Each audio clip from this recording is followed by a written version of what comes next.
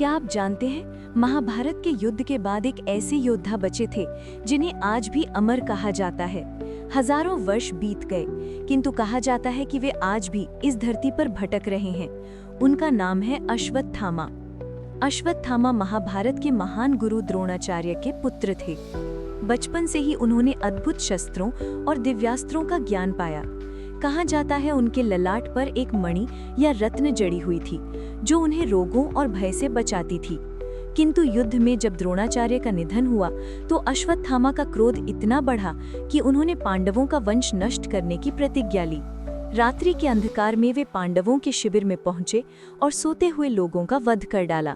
परंतु भूलवश उन्होंने पांडवों को नहीं बल्कि उनके पुत्रों का वध कर दिया। प्रभात होते ही जब ये सत्य सबके सामने आया तो पूरा कुरुक्षेत्र शोक और क्रोध से भर उठा।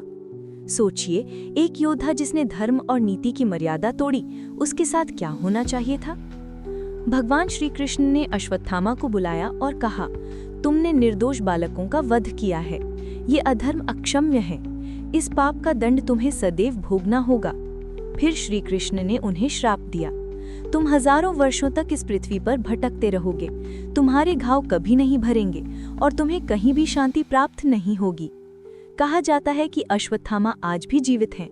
भारत के अनेक स्थानों पर लोगों का दावा है कि उन्होंने एक अद्भुत व्यक्ति देखा है जिसके ललाट पर घाव है, जो औषधि की याचना करता है किंतु उसके घाव कभी नहीं भरते। क्या ये सत्य है? क्या अश्वत्थामा वास्तव में अमर होकर आज भी हमारे बीच हैं, या ये केवल कल्पना है? तो ये थी अश्वत्थामा की कथा, एक ऐसे योद्धा की जो अमर है किंतु श्रापित भी। अब प्रश्न आपसे, यदि सचमुच अश्वत्थामा आज भी जीवित हैं, तो क्या मानवों को उन्हें खोजने का प्रयास करना चाहिए या उन्हें अपने भाग्य पर छोड़ देना उचित होगा? कृपया अपनी राय अवश्य दीजिए।